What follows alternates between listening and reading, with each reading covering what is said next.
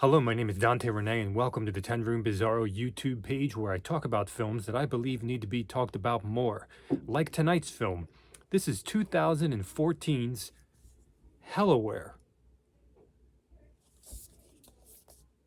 It says there on the back, "I'll cut your dick off," which is an integral part of this approximately 73-minute film.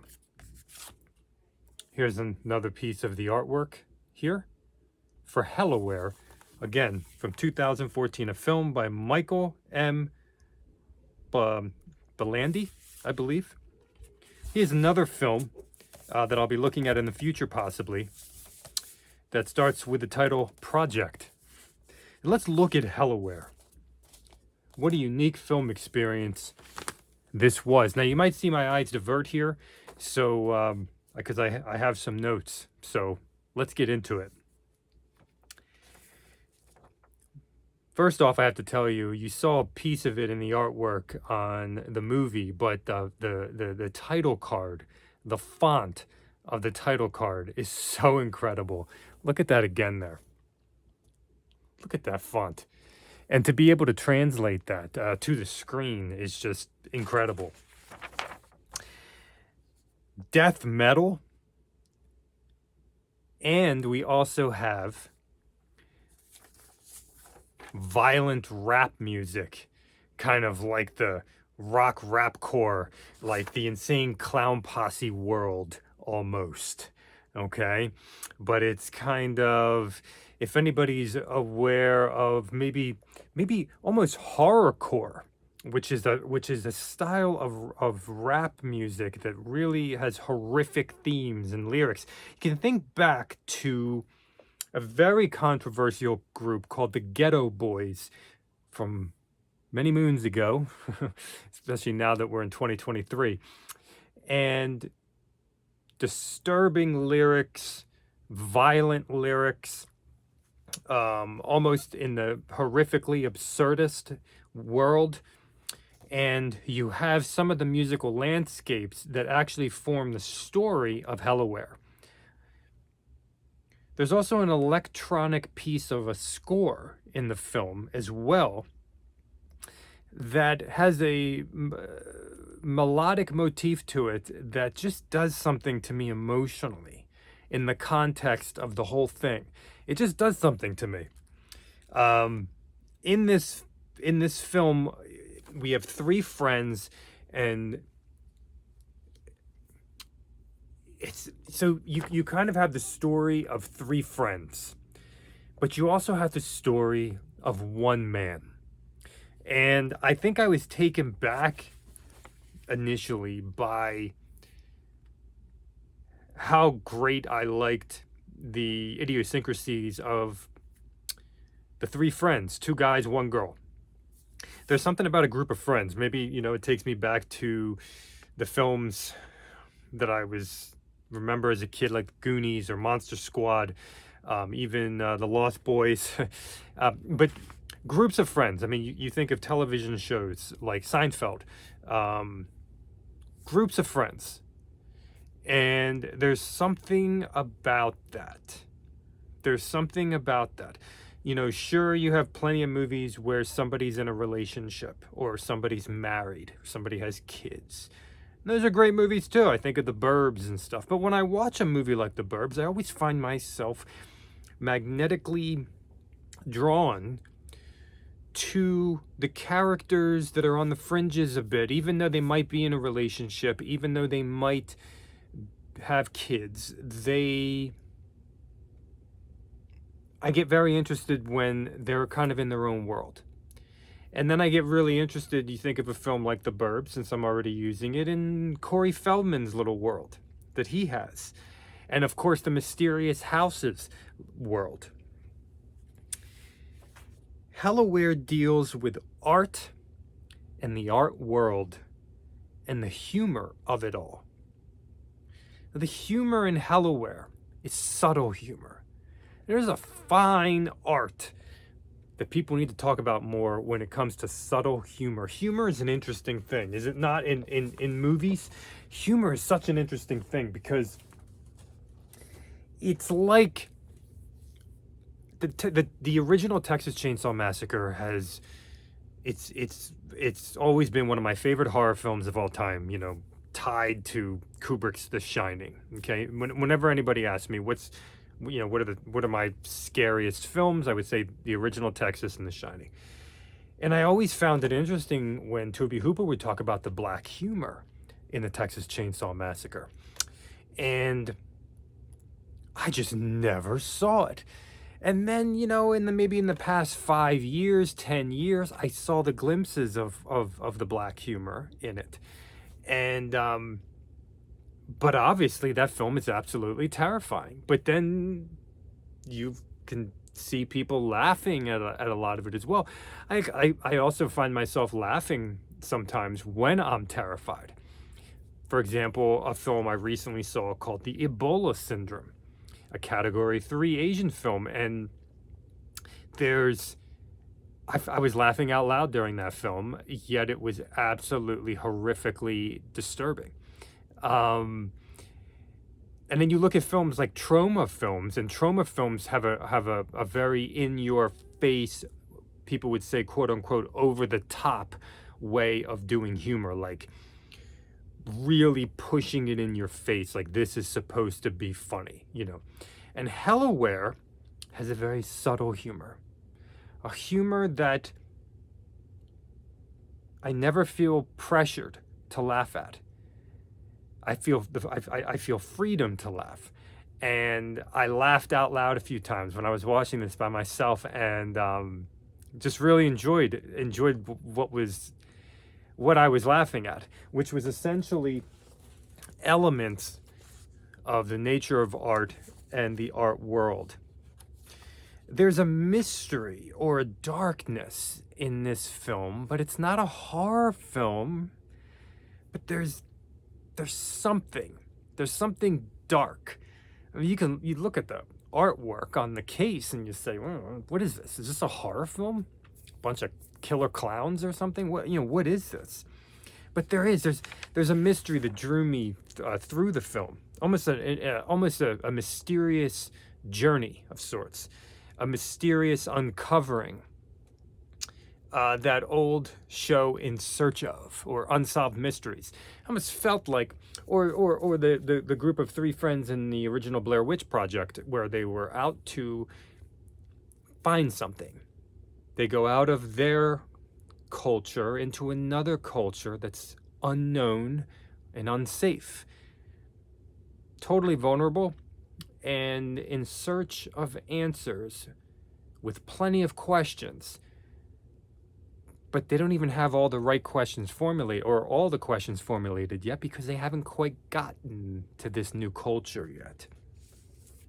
There's a scene in the film where these two friends are going into a house,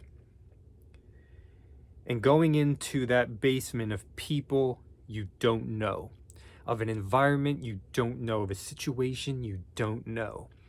And there was that entrance just did something to me. There was something so scary. I could smell it. There was something dangerous, the atmosphere. I remembered situations like that maybe in my own life. What a capsule of an environment in that situation. And to descend into the basement.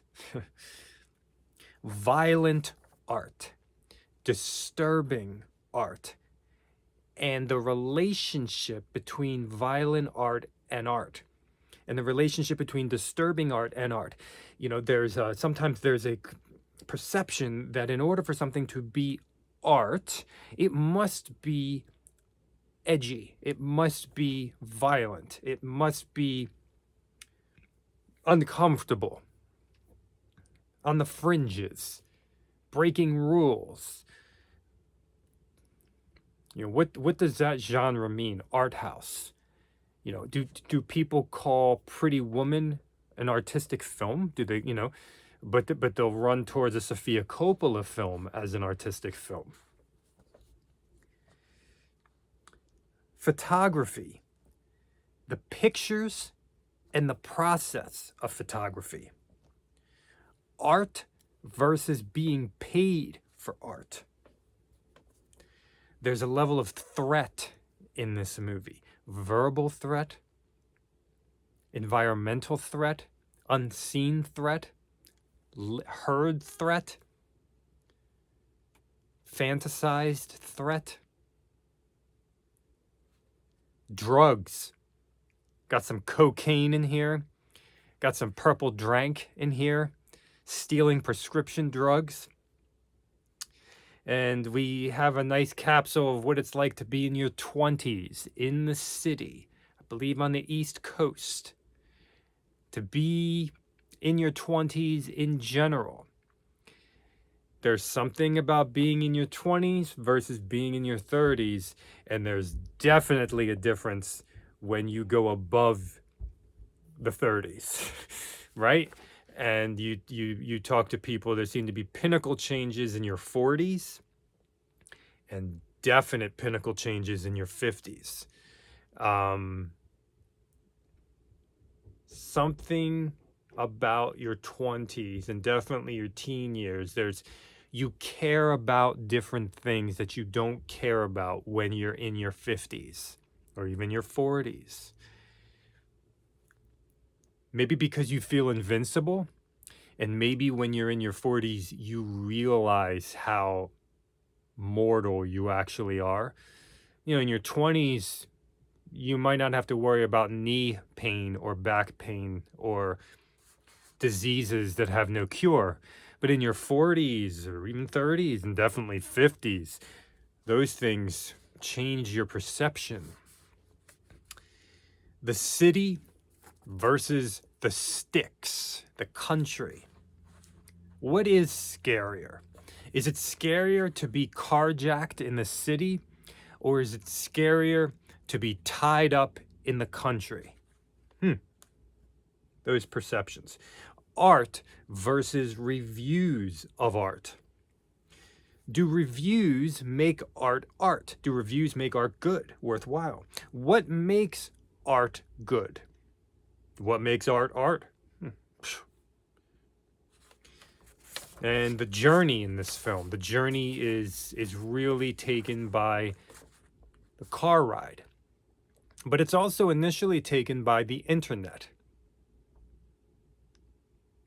And how those journeys meet and connect, from the internet in the safety of your own home to acting upon what you have slightly entered into electronically and mentally, to actually going into another culture, physically using your vehicle.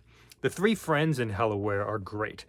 At first, I didn't know about them, and then within minutes, I just loved them. They just seemed just real to me. There was something very appealing about them. Love the black guy in there. I love his glasses that are really expensive. The idea of relationships and the artist. Does art change an artist? See, if art is supposed to come from you in a real sense, once it comes out of you, does it then change you? Does it change your relationships? And if the art just stayed inside of you, the ideas just stayed inside of you, does it change you once it leaves you, you know?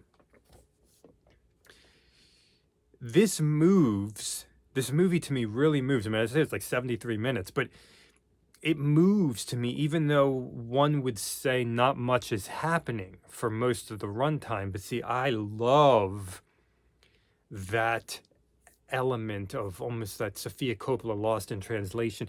I love the element, when I've said this before many times on this channel, where the style is the substance and where the substance is also in that Seinfeld aspect of the show being about nothing. What's your show about today? today, if a show was made about your life today, what would the plot line be for that? It's a documentary vibe to this film, definitely. The state of MySpace, remember MySpace? And music online, like, it's kind of got those vibes. The demo of the internet. I also thought of the film Crestone, Crestone. I might look at that in the future on this page, maybe. What if the alien world is a music group? What if the different culture is a music group? People say the music bands are like marriages. They're like gangs. They're like families in the best of senses. What if the alien is a music group? The relationship, of course, between sex and art. The relationship between exploitation and art. And there is a darkness to this movie, as I mentioned previously. It almost feels like a horror movie, but why? Why does it? I can't define that for you. Art and motives. What are your motives? Motives. There's a mystery and darkness to me of investigation. There's something about investigation. As soon as somebody's investigating something, immediately there's a darkness. There's an appealing, mysterious darkness to it for me. I love atmosphere, and I love living in atmosphere. I love when I push play on a movie, what hits me more than anything is feeling. Not the plot, not the storyline, it's feeling. And that feeling is connected to atmosphere. And something about investigation. I love, like when somebody's investigating something, it's just mysterious automatically. But what about the intent? It's always better when the investigation is solo, right? And it's on your own. It's not part of an assignment.